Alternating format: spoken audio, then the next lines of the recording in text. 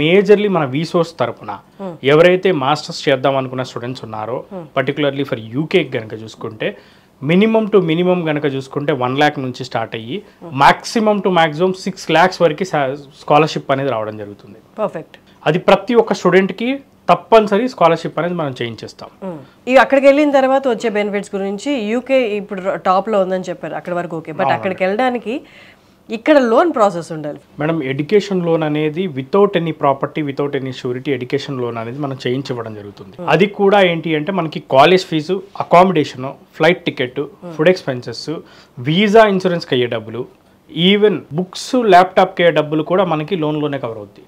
And coming to admission requirements, ఏ కాలేజెస్కి ఎలా ఎలిజిబుల్ అని వాళ్ళకి ఎలా తెలుస్తుంది? యూకేలో మాస్టర్స్ చదవాలి అనుకుంటే ఎలాంటి ఎగ్జామ్ అక్కర్లేదు, ఎంట్రన్స్ ఎగ్జామ్ ఎలాంటి ఎగ్జామ్ అవసరం లేకుండానే డైరెక్ట్గా అడ్మిషన్ అయిపోతుంది. కేవలం ఇంటర్మీడియట్లో వచ్చిన మార్క్స్, ఇంటర్మీడియట్లో వచ్చిన ఇంగ్లీష్ మార్క్స్ ఆధారంగా మనం అడ్మిషన్ చేసి ఇవ్వడం జరుగుతుంది. అది కూడా కేవలం 65% వస్తే కనుక సరిపోతుంది. ఇన్ కేస్ పర్సంటేజ్ ఇంటర్మీడియట్ ఇంగ్లీష్లో తక్కువ ఉన్న మీడియం ఆఫ్ ఇన్స్ట్రక్షన్ బేస్గా మనం అడ్మిషన్ అనేది చేయడం జరుగుతుంది. అది కూడా కేవలం 1 or 2 daysలో అడ్మిషన్ అనేది రావడం జరుగుతుంది. మన దగ్గర 200 యూనివర్సిటీస్ ఉన్నాయి యూకేలో.